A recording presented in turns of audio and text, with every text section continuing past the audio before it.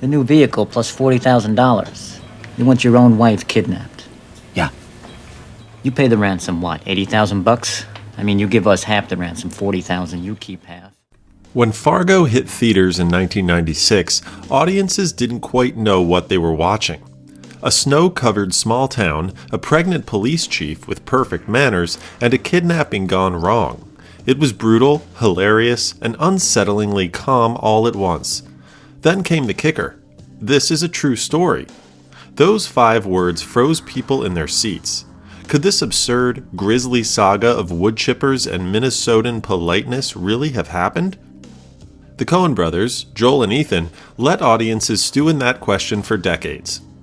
Nearly 30 years later, Fargo stands as a darkly comic masterpiece, equal parts murder mystery, morality play, and cultural mirror. The Coens turned bleak Midwestern snow into something operatic, transforming Minnesota nice into a new cinematic language of irony and horror.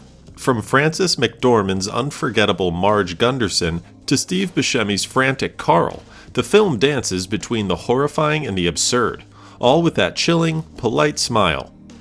Behind every frame, there's a story, and most of them are even stranger than fiction. Hey, Norm, how's the painting going? Not too bad, you know. Found out the Hauptmans are entering a painting this year. Hon, you're better than them. Fact 1. The true story was a brilliant lie with a grain of truth. The opening title card of Fargo, This is a True Story, is one of the greatest cinematic fibs ever told.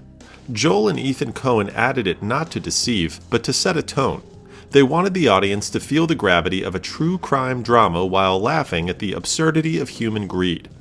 The claim gave the film an eerie authenticity, convincing viewers that somewhere in the icy Midwest, these events had really happened. Even the cast and crew believed it for the first few weeks of filming. But in truth, the story of Jerry Lundegaard's botched kidnapping was pure fiction, a carefully crafted blend of satire, crime, and dark humor. Still, the Coens did sprinkle in bits of reality.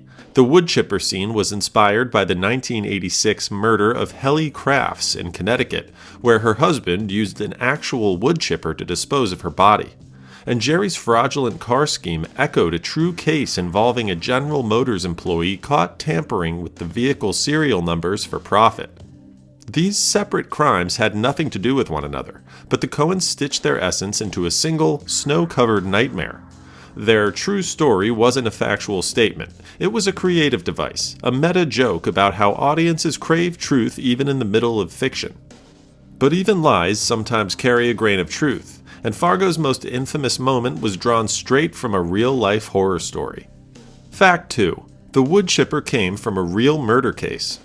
The unforgettable wood chipper scene, one of cinema's most shocking finales, was loosely inspired by a 1986 Connecticut murder. Airline pilot Richard Crafts killed his wife, Helly, and used a wood chipper to dispose of her remains during a blizzard. The horrific case made national headlines and stuck with the Coen Brothers, who often drew ideas from strange, real-life crimes. In Fargo, they transformed that horror into dark irony, blood on snow, chaos wrapped in calm. When Frances McDormand's Marge Gunderson dryly observes, "And I guess that was your accomplice in the wood chipper," it's the Coens at their best, turning tragedy into absurdity and proving that evil and idiocy often share the same footprint. But Fargo's criminal inspirations didn't stop with the wood chipper. Another real-world scandal fueled Jerry Lundegaard's doomed plan. Fact 3. Jerry's scheme was pure fiction, but sprinkled with real crimes. Despite years of speculation, Jerry Lundegaard's kidnapping for ransom plot wasn't based on any real Minnesota crime. The Coens' true story title card fooled audiences, and even locals, into thinking it was. Many assume the film referenced the 1963 case of lawyer T. Eugene Thompson, who hired a hitman to kill his wife, but Joel and Ethan Coen later said they'd never heard of it. The resemblance was pure coincidence, proof that fiction can look eerily like truth once people start searching for connections. Still, the brothers did borrow small details from real cases, the wood chipper murder of Helly Crafts in Connecticut, and a minor GM finance scam involving tampered serial numbers. That blend of fact and fabrication gave Fargo its unsettling realism, A crime story that feels true, not because it happened, but because it easily could have. And yet, Fargo's strange spell reached far beyond the Midwest. It traveled across oceans, inspiring one woman to chase its fictional fortune. Fact 4. The Japanese treasure hunter who never was. In 2001, a Japanese woman named Takako Konishi was found dead near Detroit Lakes, Minnesota. Within days, headlines claimed she died searching for Fargo's buried ransom money, believing the film's true story claim. The truth was far sadder. Her trip stemmed from personal heartbreak, and her death was ruled a suicide. The legend spread faster than the facts, fueled by fascination with the film's realism. That myth, of a woman chasing movie treasure across the snow, took on a life of its own. In 2014, the film Kumiko, the Treasure Hunter, reimagined her story as haunting folklore. The Coens never meant to cause confusion, but Fargo's blurred lines between truth and fiction were so powerful that even tragedy froze into myth. But sometimes, the hardest truth to capture on film isn't found in human tragedy. It's in the weather itself. Fact 5. The winter refused to cooperate. When the Coen Brothers envisioned Fargo, they imagined endless snow, a frozen world of purity and sin. But the winter of 1994 to 1995 was one of Minnesota's warmest on record, leaving the crew scrambling for frost. They hauled in truckloads of fake snow and chased colder weather north into North Dakota just to keep the illusion alive. The irony was perfect. A film defined by blizzards nearly had none. In some shots, patches of brown grass peeked through the snow, but that imperfection worked. It mirrored Fargo's world. Calm on the surface, chaos underneath. Even nature seemed in on the joke. Up next, Facts 6 through 10 will dig into on-set accidents, prop legends, and performances so strange they became folklore, including how Frances McDormand's baby bump popped and why the wood chipper is now a tourist attraction. Fact 6. The wood chipper became a tourist attraction. After filming wrapped, Fargo's infamous wood chipper didn't disappear. It became a landmark. A crew member bought the prop and later donated it to the Fargo Moorhead Visitor Center, where it still draws tourists eager to pose with a fake leg and a grin. What began as a grisly joke turned into local pride. The city displays it with movie memorabilia and a splash of fake blood, embracing the film's dark humor. In the end, Fargo gave the Midwest an unlikely monument, one made of plywood, irony, and cinematic legend. And while the wood chipper became a legend, Frances McDormand's most memorable accessory during filming wasn't a gun or a badge. It was a belly full of birdseed. Fact 7. Frances McDormand's baby bump was filled with birdseed.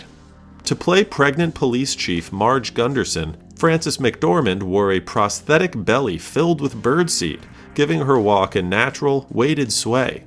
One freezing night, she left the suit in her trailer, and the silicone chest piece froze and cracked. A mishap, she joked, made Marge leak empathy. Her commitment paid off. The performance earned McDormand an Oscar, proving even the strangest tricks can create the most authentic characters. While McDormand was method in her own way, one of her co-stars took obsession even further. So far it almost lost him the job. Fact 8. William H. Macy fought desperately for his role. William H. Macy's Jerry Lundegaard, a man so desperate he becomes dangerous, didn't just exist on screen. Macy practically became Jerry before the cameras rolled. After initially being passed over for the role, Macy flew to New York and stormed into the Coens' office, telling them they'd be making a huge mistake if they didn't cast him. He was nervous, sweaty, and pleading, exactly like Jerry. The Coens later admitted that his pathetic persistence was what sealed the deal. That raw energy translated perfectly on film. Macy's performance turned Jerry into one of cinema's most memorable failures. A man so average he becomes tragic. Every stammer, every fake smile, every collapse of confidence was finely tuned. Ironically, the role that almost slipped away became Macy's breakout performance and earned him an Oscar nomination. Like Jerry's own scheme, it was all or nothing, but this time it actually worked. And while Macy was fighting for his part, the Coens were busy turning another on-set quirk into movie magic. Fact 9. Jerry's doodles captured his quiet desperation. In one brief moment, Jerry Lundegaard sits at his desk, nervously doodling, the perfect image of a man unraveling in silence. Whether scripted or not, it feels completely true to him, a man trying to look busy as everything falls apart. The Coens often find power in the mundane, and Jerry's restless sketches say more than words ever could, a desperate man clinging to motion to avoid the truth. And while some actors added touches of realism, others relied on scripts so precise that even their stutters were planned to the syllable. Fact 10. Every one of Jerry's stutters was script. Despite sounding spontaneous, none of William H. Macy's nervous stutters in Fargo were improvised. The Coen brothers wrote every pause and repetition with exact rhythm, and Macy followed the script to the letter. His delivery was so natural that audiences assumed he was ad-libbing. The mix of precision and panic made Jerry Lundegaard unforgettable, a man whose every word trembles under the weight of his lies. Coming next, facts 11 to 15, the musical secrets, Kubrick nods, and bizarre on-set accidents that made Fargo one of the strangest, most haunting masterpieces of the 90s. Fact 11, the main theme is a Norwegian folk song. The haunting main theme that opens Fargo sounds like it was composed for tragedy, but it's actually based on a 19th century Norwegian folk tune called The Lost Sheep. Composer Carter Burwell adapted it into a sorrowful orchestral piece that mirrors the desolate winter landscape and the moral emptiness at the story's center. The melody feels ancient, evoking both isolation and innocence, exactly what the Coens wanted. It's a lullaby for a frozen crime scene, proof that the movie's heart beats not with suspense, but melancholy. Fact 12. The Coens slipped in tributes to Stanley Kubrick. Joel and Ethan Coen are lifelong Kubrick fans, and Fargo quietly pays homage to his precision and dread. During the kidnapping scene, the eerie tracking shots and sterile lighting deliberately echo The Shining, while a sly reference to A Clockwork Orange appears in dialogue. Even the geometric framing of snow-covered roads recalls Kubrick's obsession with symmetry. The Coens rarely reference other filmmakers so overtly, but here they used Kubrick's cinematic grammar to make the Midwest feel just as terrifying as the Overlook Hotel. Fact 13. A snowplow drove into the movie by accident. At the end of Fargo, a lone snowplow trundles by the motel as police lights flash in the distance, a perfect symbol of life going on amid chaos.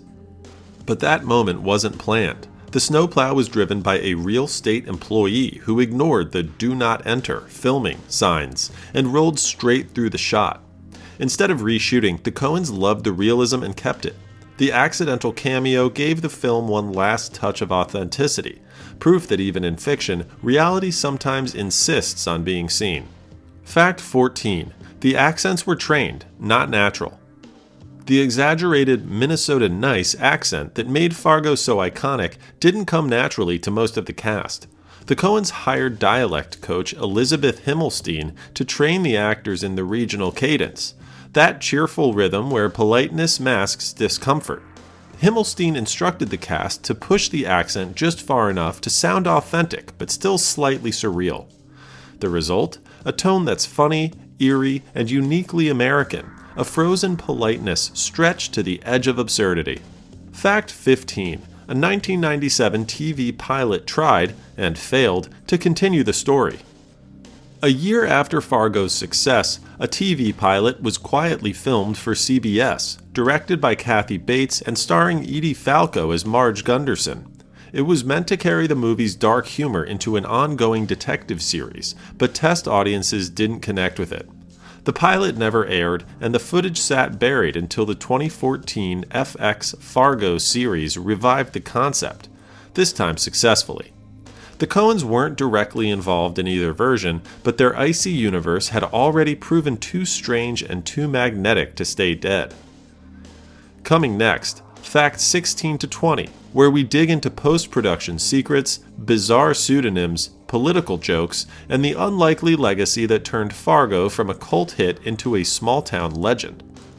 Fact 16. Roderick Jaynes isn't real. When the credits roll and list edited by Roderick Jaynes, fans assume it's another collaborator, but Roderick Jaynes doesn't exist. The Coen Brothers invented the name as a shared pseudonym for their own editing work, using it to avoid appearing on the credits twice. Over time, Janes developed a full backstory, complete with fictional interviews and variety. In 1997, the Academy even nominated him for an Oscar, making him the only imaginary person ever up for film editing. The Coens have said he remains unavailable for comment. Fact 17. The governor made a wood chipper joke. North Dakota's governor, Doug Burgum, has long joked that Fargo became the state's most famous export. Back when he was CEO of Great Plains Software, investors would constantly bring up the wood chipper scene. His team eventually turned it into a running gag, assuring people that their company didn't use paper shredders, only wood chippers. It's proof that even political leaders couldn't resist the film's morbid humor, embracing its quirks as part of local lore. Fact 18. The Coens wrote it with their cast in mind. Joel and Ethan Coen don't just write dialogue, they write for voices they already hear. When drafting Fargo, they had Frances McDormand, Steve Buscemi, and Peter Stormare in mind from day one. McDormand was family, Joel's wife, and her calm, grounded presence inspired the moral compass of Marge Gunderson.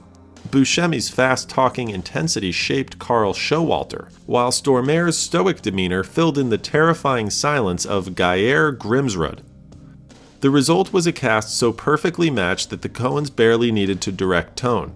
It was already baked into the writing. Fact 19. The Paul Bunyan statue was built just for the movie. That towering Paul Bunyan statue greeting travelers to Brain Nerd wasn't a proud local landmark. It was a temporary set piece built exclusively for Fargo. The Coen brothers wanted an image that instantly screamed Midwestern folklore, so the production team constructed a 24-foot fiberglass giant beside the fake Welcome to Brainerd sign. In reality, no such statue ever stood in town. Minnesota does have several real Paul Bunyans, including one that used to anchor an amusement park near Brainerd, but none appear in the film. The Fargo version was dismantled after production and briefly stored before disappearing into prop history. Its looming presence in the movie's opening isn't about geography, it's about mythology. By inventing a false landmark, the Coens gave Fargo the perfect symbol of their world, a landscape where even Americana feels slightly unreal. Fact 20. Fargo's box office was as quietly powerful as its ending. With a modest $7 million budget, Fargo earned more than $60 million worldwide, 2 Oscars and a Palme d'Or nomination at Cannes. It wasn't a traditional blockbuster, but its cultural impact was seismic. Critics called it a snowbound masterpiece, and its minimalist style helped revive the indie film movement of the 1990s. Like Marge herself, Fargo didn't shout to be heard. It simply showed up, did the work, and became one of the most quietly haunting films ever made. And just when you think the snow has settled, a few bonus facts drift in, revealing more secrets hidden under the ice. Bonus fact 1. Fargo's fate wasn't always certain. Before Fargo became a critical darling, studio executives weren't sure what to make of it. Its mix of bleak violence, deadpan humor, and small-town politeness was hard to categorize. Some even questioned whether audiences outside the Midwest would understand it. But after early screenings at film festivals like Cannes and Sundance, word of mouth began to spread. The buzz grew louder, and Gramercy Pictures doubled down on a theatrical release. What started as a cautious rollout turned into one of the decade's most unexpected box office and awards triumphs, proof that even the quietest films can make a lot of noise. And while the film's success opened new doors, the Coens themselves chose not to walk through one particular invitation. Bonus fact 2. The FX series created a shared Fargo universe. When FX launched its Fargo TV series in 2014, showrunner Noah Hawley made one key decision. It wouldn't remake the film. It would live in the same world. Each season introduced new crimes, characters, and decades, yet all connected through subtle callbacks. A suitcase here, a name there, even echoes of the same snowstorm. The series became a critical hit on its own, proving that Fargo's DNA, absurdity wrapped in sincerity, could thrive across generations. Bonus fact 3. The Coen brothers passed on the TV series, but gave it their blessing. When FX decided to bring Fargo to television in 2014, showrunner Noah Hawley reached out to Joel and Ethan Coen for their involvement. The brothers declined to participate creatively, saying they had already told their version of that world. Still, they agreed to let the show carry the name and tone of their classic, staying on as executive producers in title only. After seeing the finished pilot, the Coens publicly praised Hawley's adaptation, calling it clever, inventive, and true to the film's spirit. Their quiet approval helped launch a modern anthology hit, one that continued Fargo's strange legacy of truth, fiction, and frozen morality tales. In the end, Fargo isn't just a crime story, it's a morality tale wrapped in frostbite. The Coen brothers built a universe where politeness meets brutality, where quiet lives unravel over greed, and where decency somehow survives the storm. Frances McDormand's Marge Gunderson stands as one of cinema's purest heroes, unshakable, empathetic, and genuinely human. Decades later, the film's legacy has only deepened. It birthed a hit series, reshaped indie cinema, and gave the Midwest its own brand of mythic storytelling. Yet through all the murder, humor, and snow, one truth remains. Fargo endures because it finds warmth in the cold. Proof that even in a world of lies and wood chippers, there's still goodness under the ice. And that's the true story. Or maybe not. Either way, you betcha we've got more Strange Flick Facts coming soon. This is Strange Flick Facts, where we uncover the bizarre truths behind your favorite films. Don't forget to like, subscribe, and join us again for more strange stories from the world's most unforgettable classics.